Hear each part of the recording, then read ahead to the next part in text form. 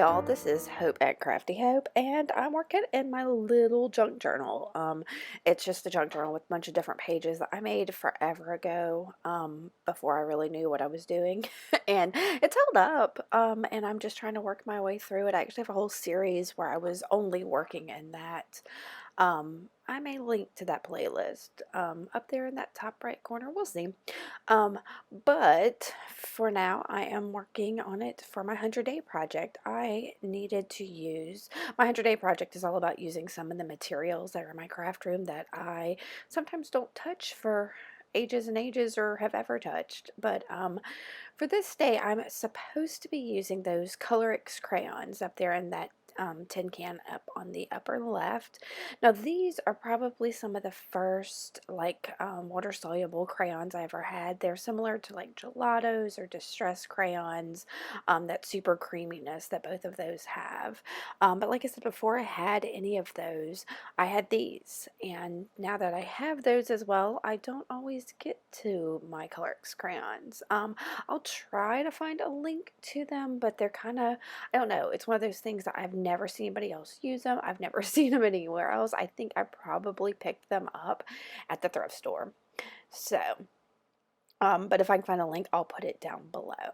So this page was actually just a piece of copy paper that I had painted on one side. And since it was so thin, I knew that whatever materials I was going to put on it, I really wanted it to hold up. So I collaged the whole paper with just some stuff from my my little bin of scraps, and so there's all kinds of stuff there: painting papers and music paper and tissue paper and scrapbook paper, and I don't know. So this is some of the Lukas acrylic paints. I ordered me a bunch of them. So far I've only been able to find them on the Jerry's Artorama site, so you'll have to go to Jerry's if you want some, but they had a big sale a couple weeks ago. And I picked up a few of them because Tiffany of Southern Gals Designs loves that Payne's Gray. So I had to get that, and then I ordered a bunch of other, and I got white. Was like a bonus. Like if you bought so much, you got white with it. So anyway, so I put that little bit of white down and kind of spread it out as a wash almost. Um, I guess, I mean, I probably could have used gesso, but I grabbed that first. I don't know. Um, and then I grabbed the brown of my Colorix crayons, and I am just using some water to kind of move it around on that wet paint. Now I put that paint down pretty thinly, so it's, you know, it's kind of dry, but I didn't dry it. So, and the next thing I grab is this Golden Light modeling paste. Oh, I don't know why I can't ever figure out what this stuff is called. And I'm just kind of putting a fairly thin layer of that on top. I just want some texture, because I know that I really like when water soluble things kind of get in all the cracks and crevices from a texture paste of some kind. And this golden is something that I've got that I forget I have, and I never use it, so I decided I'm going to use it today. So that's what I'm doing, is just using that palette knife and putting it down, and then I just kind of like, I don't know, slooshed it around a little bit. So, and then I dried it. And I'm going to come back in, and I chose that blue. You see how I've got that blue painty paper that was there in the middle, and it kind of draws the eye right there straight to the middle, and I wanted that to kind of bleed out from there. So I decided I was going to add some more blues to kind of make that, give that, I don't know, give that some, I don't know, not make that big spot in the middle be the most eye-catching thing. So, and I really like this dark blue up against it. It gives it somehow like a watery feel. It's really yummy. So, and again, I'm just using some water with those Colorix crayons and letting them kind of bleed and drip and be super yummy in the cracks and crevices that are there from the molding paste. So, and again, I didn't dry this. I just kind of left it, and I'm just kind of moving it down, making sure there's not a whole lot of rough edges or blunt points to it. But like I said, I wanted that blue in the middle to not be just there in the middle. So that really helped me kind of move that blue out to the edges so that it I don't know, was good in the page a little bit more. And then I wanted some, I don't know, some marks on it. So I'm just kind of doing some scallops off on the side with my chunky pencil.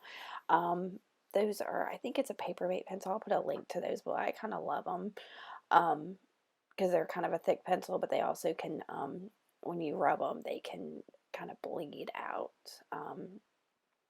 And I decided to add a little bit of embroidery to this page. And I'm going to cut some of my embroidery out because y'all really don't need to see me do this. All I'm doing is making French knots. I'm sure you can find a tutorial on them. If not, I'll do a tutorial another time on how to make a French knot, but I'm sure you can find a source for it somewhere.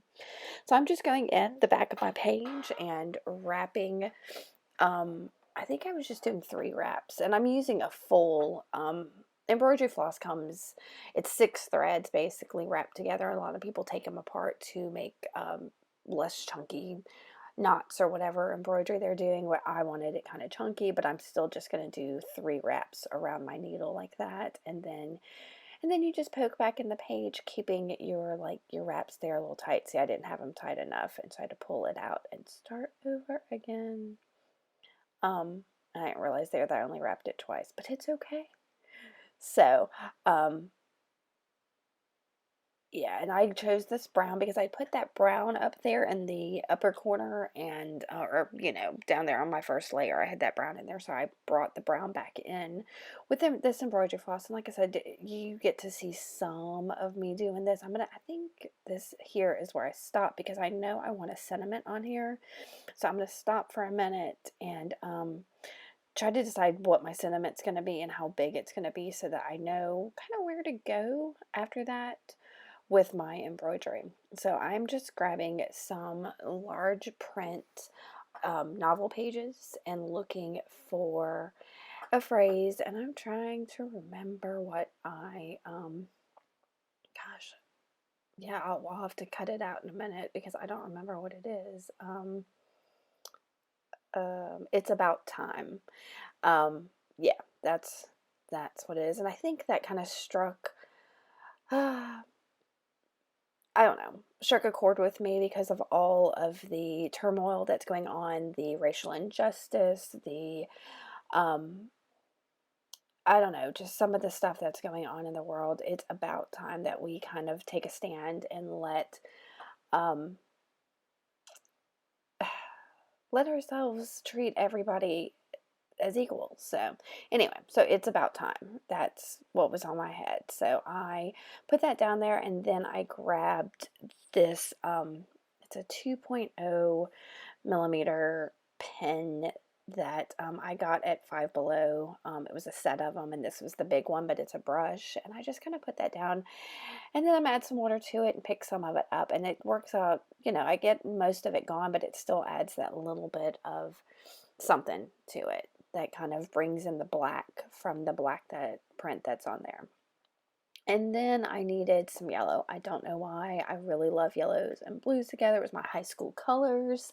Um, but I really like the brightness that a bit of yellow can add to a page. It brings happy into a page that may otherwise not feel so joyous. So and you can see I'm just adding little bitty touches of that yellow because I just need that little bit of happy in there. So that's all I'm gonna do, and I've still got my little it's about time kind of off to the side, and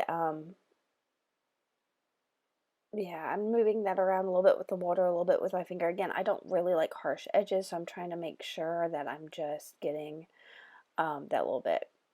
And see, I'm trying to make sure I keep I don't know what happened on the back there. I think I realized that one of my knots had was not sitting the way it should. So I'm just I think I had a piece of washi tape just kind of off to the side that I grabbed because it was accessible. Um, yeah, and so I stuck that washi tape there on the back, and then I'm coming back in with a little bit more of my happy yellow. So, and then I can't remember if I go ahead and glue this down or not. Yeah, I'm going to go ahead and grab my Oohoo glue stick and glue down that phrase so I have it there to know where to go from there with my embroidery. So I'm going to come back in. You see I left that just kind of tied off there, sitting off to the side. And I'm going to do some more, and what are they? French knots. I'm going to do more French knots. I'm going to do those all the way up to the top of the page, just kind of scattered.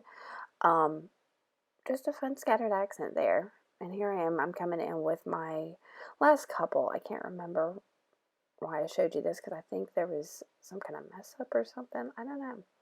I just wanted you to see that, and I didn't cut the thread, didn't start over. I just kept going until I felt like I had what I needed. Oh, and I wanted you to see how I tie it off. I cut it down and then I separate the threads and like that, and then I just tie a, what do you call it, like an overhand knot a couple times rather than trying to do something a little more complicated. I saw somebody else do that one time and I thought that is genius. That is the easiest way to do it, and not with embroidery floss. So I've been doing it forever since. And then I cut that down a little bit and I am just going to tape over all of my loose thread back there. I knew that I didn't like that splotchy painty page as it is there, so I was going to probably cover that up anyway. So just adding all of that masking tape wasn't a huge deal. So, and apparently my sentiment there started peeling up, so I'm just going to glue it back on down with my Oohoo glue stick. I think messing with the page all that time had it pop back up. So this is my finished page. I'm going to give y'all a couple looks. If you like this, make sure to give me a thumbs up and subscribe, and give me, leave me a comment if you have any questions about anything. Alright guys, thanks for watching. Keep on crafting on. Bye.